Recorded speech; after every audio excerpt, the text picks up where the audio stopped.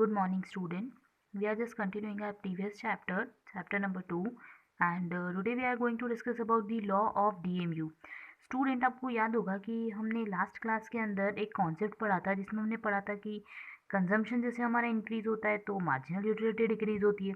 ठीक है, वहाँ पे मैंने शॉर्ट में एक्सप्लेन किया था, but now I am going to tell you it in large way. ठीक है, मैं आपको और अच्छे से डिटेल में बताती हूँ कि कैसे डेवलप हुआ, किसने किया, क्या कंडीशंस थी, सब कुछ। ठीक है, सो law of DMU means generally this type of concept was derived by H.H. Gosens। ठीक है, जो ऑस्ट्रेलियन इकोनॉमिस्ट थे, मतलब he was the first person जिन्होंने कंज्यूमर बिहेवियर को स्टडी करा था। ठीक है, he was the first person who studies about the consumer behavior, means what is the behavior of a consumer, means how we take decisions, ठीक है, regarding our want and how we are going to manage our resources to satisfy our wants। You know the basic concept of economics, या फिर the economics arrive जो हुआ है, economics का जो emergence हुआ है वो क्यों हुआ है, जस्ट बिकॉज हमारी जो ह्यूमन लोगों की जो वांट्स होती है ना, दे जो ह्यूमन लोगों की जो वांट्स होती है वो, प्लस साथ साथ में हमारे जो रिसोर्सेज है, we have to manage our sorry we have to fulfil our wants and manage our resources. ठीक है, so that our want could be satisfied and resources could be efficiently utilise, means हम अच्छे तरीके से अपने रुपए को इन्वेस्ट कर सके, रिसोर्सेज को इन्वेस्ट कर सकें। ठीक है, और हमारी वांट को क्या कर पाए, सेटिस्फाई कर पाए। तो this was the main M. ठीक है, ये सबसे बड़ा एक ह्यूमन बीइंग के अंदर एम होता है, या सबसे बड़ा ऑब्जेक्ट जो हमारे इकोनॉमिक्स का है वो यही है कि हर ह्यूमन बीइंग को डिसीजन मेकिंग आनी चाहिए। जैसे आपके पास अगर 5 रुपये, आपको खाना खाने, आपको भूख लग रही है, आपके पास सिर्फ 5 रुपीज़ है, तो आप क्या कर सकते हो, एक बिस्किट का पैकेट खरीद सकते हो। 5 रुपये में आप एक जस्ट अज्यूम समोसा खा सकते हो, या 5 रुपीज़ के अंदर आप कोई जूस पी सकते हो। अब आप क्या करोगे, ऐसी चीज़ का कंजम्पशन करोगे जो आपकी भूख को सेटिस्फाई करे। बिस्किट आप नहीं खाना चाहते हो क्योंकि आपकी भूख सेटिस्फाई नहीं होगी उससे, आप चाहते हो कि मैं कुछ ड्रिंक ले लूँ, कुछ एनर्जी ड्रिंक ले लूँ जिससे मेरे को एनर्जी मिल जाए, तो आप जूस का कंजम्पशन करोगे, समोसे को भी छोड़ दो। येस और नो, मीन्स आपके पास जस्ट बिकॉज 5 रुपीज़ है इसलिए आपने ऐसा करा। बट अगर मान लो ये 5 रुपीज़ की जगह आपके पास होते 500 रुपीज़, तो आप क्या करते, एक बड़े से रेस्टोरेंट में जाते। खैर अभी तो सब बंद है बट आप एक बड़े से रेस्टोरेंट में जा सकते थे, कहीं और जा सकते थे, आप वहाँ पे एक समोसा भी ऑर्डर कर सकते थे, आप उसके साथ कॉफ़ी भी ऑर्डर कर सकते थे या जूस, और साथ में उसके साथ बिस्किट्स भी आ सकते। ये सुनो, अगर 500 रुपीज़ होते तो आप ये तीनों चीज़ें खा सकते थे, बट जस्ट बिकॉज आपके पास 5 रुपीज़ थे तो आपने इन तीनों में से कुछ एक ऑल्टरनेट चूज़ किया। So that is the economics, कि मतलब आपने ये डिसीजन क्यों लिया, या फिर सिर्फ एनर्जी ड्रिंक ही क्यों लिया। ठीक है, तो यहाँ पे आपका डिसीजन किस लिए होता है, कि आपके रिसोर्सेज के ऊपर बेस्ड होता है। So that was the concept. ठीक है, यही सबसे बड़ा इकोनॉमिक्स का कॉन्सेप्ट है कि आप डिसीजन मेकिंग कैसे करते हो, means how you are going to manage in your resources. So that was the law of DMU. जो लॉ ऑफ डीएमयू जो था वो एक अलग कॉन्सेप्ट है, और ये मैंने इकोनॉमिक्स का अलग कॉन्सेप्ट बताया। ठीक है, ये कॉन्सेप्ट था कि इकोनॉमिक्स का इमरजेंस क्यों हुआ। ठीक है, अब अपन पढ़ते हैं basically law of DMU means law of diminishing marginal utility. तो ये जो लॉ ऑफ डीएमयू है ना, वो हमें ये बताता है अबाउट दी कंज्यूमर बिहेवियर, ये अपन को कंज्यूमर बिहेवियर के बारे में बताता है। And it was firstly evolve by the H S Gaussian, और जो इकोनॉमिक्स थे ऑस्ट्रेलिया के इकोनॉमिक्स। और इसको अपन ये भी बोलते हैं, क्या बोलते हैं, फर्स्ट लॉ ऑफ गेसन, इसको फर्स्ट लॉ ऑफ गेसन भी बोलते हैं। अब हमने इतना सब कुछ तो पढ़ लिया इंपॉर्टेंट, ये तो हमारी हो गई आउटलाइन। अब अपन पढ़ते हैं कि डीएमयू का लॉ होता क्या है। डी, मैंने वापस बोल रही हूँ, कुछ नहीं रटना। ठीक है, सिर्फ आप इसको डिस्ट्रीब्यूट कर दो, एक डी है, एक है एम और एक है यू। डी होता है डिमिनिशिंग, ठीक है, M means marginal, U means utility. तो इसमें कुछ इंग्लिश लगी क्या, डिमिनिशिंग होना मतलब क्या, डिक्रीज होना, किसी चीज़ का क्या होना, डिक्रीज होना। तो किसका डिक्रीज होना, मार्जिनल यूटिलिटी का। ओके, तो ये लॉ इसी के बारे में बोलता है that as we are consuming, ठीक है, more and more commodity, sorry more and more commodity, या फिर more and more units of a commodity, then our marginal utility और additional satisfaction would automatically decrease. अब ये हुआ कैसे, तो ये आप बहुत अच्छे से समझ गए होंगे कि आपको मैंने एक एग्जांपल दिया था एप्पल वाला। मैंने कहा फर्स्ट एप्पल खाया, आप भूखे हो, सुबह से कुछ नहीं खाया, कुछ नहीं खाया, एक एप्पल खाया, आपको यूनिट का सेटिस्फेक्शन मिला 20 यूनिट का। फिर आपके पेट में मालूम पड़ा कि चलो भैया अब 10% तो पेट भर गया। फिर आपने दूसरा एप्पल खाया, ठीक है, दूसरे एप्पल को खाने के बाद आपका सेटिस्फेक्शन लेवल पहुंच गया 30 के ऊपर। ठीक है, आपने सोचा कि चलो भैया अब मेरा जो पेट है वो एटलीस्ट कम से कम 20% के आसपास भर गया। फिर आपने तीसरा एप्पल खाया। तीसरे एप्पल के बाद आपको कितने यूनिट्स का सेटिस्फेक्शन मिला? 35 यूनिट्स का। ठीक है, मतलब कि अब जस्ट अज्यूम आपका जो पेट है, जस्ट अज्यूम कर लो 50% भर गया। 3 एप्पल में आपका पेट 50% भर गया। So what is happening here? Means as you are consuming more and more units of a commodity, your marginal utility is decreasing. मतलब पहले आपको 20 यूनिट का सेटिस्फेक्शन मिला, फिर आपको 30 यूनिट का लिया है, तो एडिशनल सेटिस्फेक्शन सिर्फ 10 यूनिट का था। फिर एडिशनल सेटिस्फेक्शन सिर्फ 5 यूनिट्स का था। मतलब आपके पेट का अब इच्छा हो रही है कि भैया चलो बस अब बंद कर दो, अब एप्पल नहीं खाना। यस और नो? तो यही चीज़ का कॉन्सेप्ट है। वैसे हमने पहले भी पढ़ रखा है, आपको याद होगा।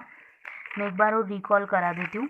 जस्ट हमने यहाँ पे पढ़ा था ना कि as we are consuming more and more units of a commodity, और marginal utility got decreases, some time it reach to negative. ठीक है, so this was the concept of law of DMU. आपको याद है मैंने ये कल कॉन्सेप्ट बताया था। ठीक है, तो I hope you got it. आपको ये चीज़ तो समझ में आई गई होगी कि लॉ ऑफ डीएमयू क्या होता है और किसने डेवलप किया। स्टूडेंट ने जो कॉन्सेप्ट था फर्स्ट जो है वो उन्होंने गेसन ने दिया था। देन आफ्टर दैट जो अल्फ्रेड मार्शल है, कौन? Alfred Marshall. आपको याद हो गए होंगे मार्शल साहब, जिन्होंने वेलफेयर बोला था, that economics, anything which is related with welfare would be economics. ठीक है, उन्होंने ये बोला था कि हम मैनकाइंड से रिलेटेड होती। तो अल्फ्रेड मार्शल ने उसको फिर फर्दर सपोर्ट किया। अल्फ्रेड मार्शल ने क्या करा? सपोर्ट किया, और उन्होंने इस कॉन्सेप्ट को आगे प्रिवेल किया कि yes this concept is correct. ठीक है, तो लॉ ऑफ डीएमयू समझ में आ गया। Now we are going to discuss about the assumptions of law of DMU. तो स्टूडेंट अब अपन अजम्पशंस पढ़ लेते हैं। तो अजम्पशन पहले बताओ, अजम्पशन क्या होता है? Assumptions means we are assuming something. हम क्या कर रहे हैं? किसी चीज़ को अज्यूम कर रहे हैं that this thing would possible, may be possible there. ठीक है, हम ये सोचते हैं। So there are some assumptions of DMU. Means आप डीएमयू का कॉन्सेप्ट तभी लगाओगे जब ये फॉलोइंग रीजंस या following condition should be there. Means first is that period of consumption should be same. Means period जो कंजम्पशन का होना चाहिए वो क्या होना चाहिए? सेम। जस्ट अज्यूम आपने वाला लॉजिक लगाया, कौन सा? रोटी वाला। एप्पल ही ले लेते हैं क्योंकि आपको अच्छे से समझ में आ रहा होगा। ठीक है, तो मान लो आपने फर्स्ट एप्पल खाया, दिन में 3 बजे की बात थी, आपको 3 बजे बहुत भूख लगी, आपने फर्स्ट एप्पल खाया, फिर सेकेंड एप्पल भी उसी टाइम खाया, थर्ड एप्पल भी उसी टाइम खाया। Means the period of consumption would be same. ऐसा नहीं कि आपने एक एप्पल 3 बजे खाया, फिर 6 बजे फिर आप लेके बैठ गए, चलो भैया मैंने 3 बजे खाया था, अब मेरा डीएमयू चेक करते हैं कि मेरा मन भरा है कि नहीं भरा है। नो ना, इट वुड नॉट पॉसिबल, क्योंकि फिर 6 बजे में फिर नया कॉन्सेप्ट लग जाएगा कि वापस आप फर्स्ट एप्पल खाओगे, फिर आपका पेट भरेगा, फिर सेकंड खाओगे, फिर थर्ड खाओगे। Means the time of consumption should be same. जो कंजम्पशन का टाइम होता है वो क्या होना चाहिए? सेम होना चाहिए। ये हम अज्यूम करते हैं कि हम डीएमयू तभी अप्लाई करेंगे। Next, unit size, quality and commodity should be same. मतलब हमने एप्पल खाना स्टार्ट किया, ठीक है, एप्पल भी दो होते हैं, एक ग्रीन कलर का होता है, एक रेड कलर का होता है। ठीक है, आपको पता ही होगा। ठीक है, तो आपने एप्पल खाना स्टार्ट किया, तो एप्पल जो है वो ऐसा होना चाहिए कि उसकी साइज़, मतलब कोई भी प्रोडक्ट की साइज़ ले लो, शेप ले लो, उसकी क्वालिटी ले लो, बेसिकली मीन्स जो प्रोडक्ट है इट शुड बी सेम।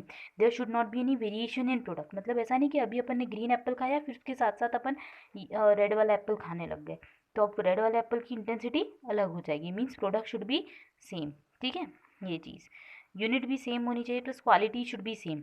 वरना ऐसा हुआ कि भैया अपन ने एक एप्पल खाना स्टार्ट किया और दूसरे की क्वालिटी अच्छी नहीं थी, उसको फेंक दिया, मन अच्छा नहीं हुआ, फिर हमने ग्रीन वाला खा लिया, ऐसा नहीं होना चाहिए। Next, mental state of a person should be unchange. मतलब इंसान थोड़ा पागल नहीं होना चाहिए, ये सीधी सी बात है इसकी। ठीक है, means mental state, you should be capable enough to understanding that what is happening with you.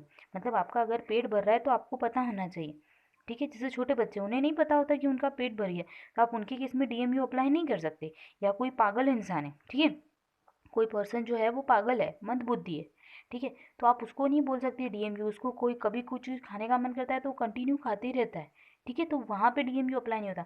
Means your mental state should be same या फिर should be perfect enough. Next point बोलता है the price of substitute should not change. अब ये आपने नया word सुना होगा, ठीक है, तो उसके पहले मैं आपको बता देती हूँ कि बेसिकली क्या होता है।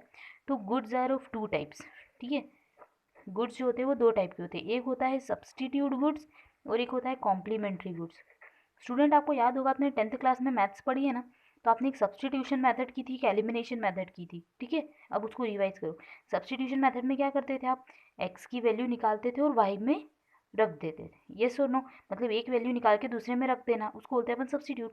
So in that particular goods या फिर that particular goods are related to those types of good which can be used at the place of one another. Means कि आपने जैसे just assume आपको मैंगो का जूस पीना है, आम रस पीना है, ठीक है, या फिर हम ये बात कर सकते हैं, हम सिंपल सा एक जनरल एग्जांपल जो सभी लेते हैं वो ले लेते हैं, टी और कॉफ़ी का, ठीक है, टी लो या कॉफ़ी लो बात तो एक ही है, ठीक है। अब ये मत बोलना कि टी अलग होती है मैम कॉफ़ी अलग होती है, देखा जाए तो दोनों एक तरीके से क्या होती है, और सेम टाइप की कमोडिटी होती है। तो these two are substitute goods, मतलब या तो आप टी प्रेफर कर सकते हो या कॉफ़ी प्रेफर कर सकते हो। Means you can use tea और coffee, at the place of tea you can use coffee also, ठीक है। आप टी को, आप ये मत सोचना कि टी को रिप्लेस कर दूँ मैं बिस्किट से, कि टी और बिस्किट सब्सटीट्यूट गुड्स है क्या, नो। हम टी का अलग लेवल होता है, बिस्किट्स का अलग लेवल होता है। Mean substitute goods are those goods which have common elements, जो कॉमन एलिमेंट्स होते हैं, plus which can be use at the place of one another. अपन एक की जगह दूसरे भी प्लेस में उसको यूज़ कर सकते हो, उसको अपन क्या बोलते हैं, सब्सटीट्यूट गुड्स। जैसे आपकी क्लास में लेक्चर चेंज होता है ना, तो कभी कोई टीचर एब्सेंट होती है तो आप क्या करते हैं, स्कूल में दूसरे टीचर को पहुंचा देते हैं, मतलब लेक्चर तो ब्लैंक नहीं जाता, तो that particular teacher would be your substitute for that particular lecture. Okay, next is complementary goods. तो complementary goods are those goods which can be used together only. मतलब गाड़ी और पेट्रोल सिंपल सा ले लो, एक आपके पास एक्टिवा है, एक्टिवा तब तक नहीं चलेगी जब तक उसमें पेट्रोल नहीं डालोगे, यस और no. Means we have to use both of them, हमको दोनों को एक साथ में यूज़ करना पड़ेगा। तो दिस इज़ द कॉन्सेप्ट कि complementary goods are those goods which can be use together only. मतलब ऐसा नहीं कि गाड़ी ले ली पेट्रोल नहीं भराया तो काम हो गया, नहीं, गाड़ी और पेट्रोल दोनों साइमल्टेनियस वर्किंग पड़ेगी। But substitute goods are those goods की अगर एक नहीं है, एब्सेंट है, तो उसकी जगह दूसरा हम उससे काम चला लेंगे। सो नेक्स्ट इज दैट कि the price of substitute should not be change. मतलब कि अगर अपन एग्जाम्पल लेते हैं कि भैया हम मैंगो का जूस पीते हैं, ठीक है, हम बात करें मैंगो का जूस पीने की, तो हम मैंगो का जूस कैसे पीते हैं, तो एक होता है कि हम घर पे मैंगो को लेके आते हैं, मिक्सर में पीसते हैं और उसके बाद मैंगो का एक जूस बनाते हैं, या तो आप वो कर सकते हो। आप ये वाली प्रोसीजर क्यों लगा रहे हो, क्योंकि आपको ये ठीक लगती है।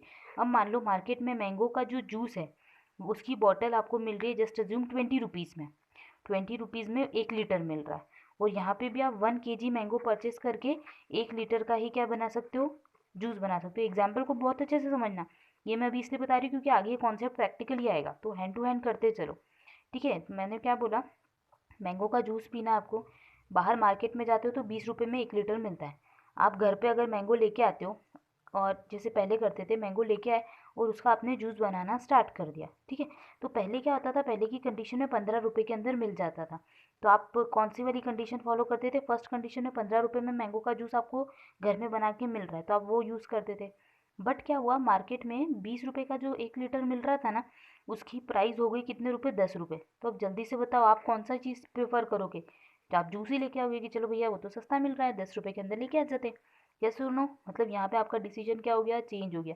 सो we are talking about that particular only, the price of substitute should not change. Means if you would make any changes in your price then demand automatically shifted, आप एक जगह से दूसरी जगह शिफ्ट हो जाओगे। जैसे यहाँ पे था 15 में जूस महंगा पड़ा तो हम 10 में चले गए लेने, ओके। तो यही बोल रहे वो कि price of substitute should not be change. Next, price of commodity should remain same, मतलब कि उस पर्टिकुलर प्रोडक्ट की प्राइस भी सेम रहनी चाहिए। जैसे मान लो हम एप्पल का ही एग्जाम्पल ले रहे हैं, ऐसा नहीं हो कि हमने पहले एप्पल खाए, या एप्पल की बात कर लेते हैं, तो एप्पल 30 रुपये पर केजी मिलता था, मुझे पता नहीं रेट क्या होता है, बट आप ध्यान रखियो जस्ट अज्यूम 30 रुपये पर केजी था, ठीक है। अगली बार एप्पल का हम खाने गए, अगली बार एप्पल लेने गए तो 40 रुपीज़ पर केजी हो गया। अगर चेंज हो गया तो अपन ऑटोमेटिकली एप्पल नहीं खाएंगे, एप्पल नहीं लेंगे, येस और नो, है ना। वही चीज़ है कि price of commodity should not be change, means it should be constant या same.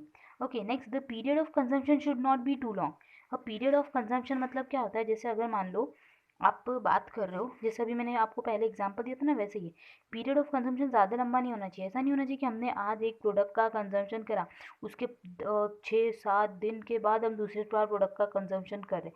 Means it should not be like that कि that there should be not be any too much gap between the consumption of second या simultaneous unit. जब आप दूसरी unit का consumption करो उसमें ज़्यादा स्पेस नहीं होना चाहिए। ओके, आई होप ये चीज़ आपको समझ में आ गई। तो दीज वर सम रूल्स, ठीक है, जो अपन को ये बताते हैं दैट हमारा ये जो अजम्पशन है वो यहाँ पे एप्लीकेबल हो पाता है, ठीक है। समझ में आ गया आपको अजम्पशंस ऑफ डीएमयू। अब अपन एक्सेप्शंस पढ़ेंगे कि कहाँ कहाँ पे डीएमयू अप्लाई नहीं होता है। Thank you.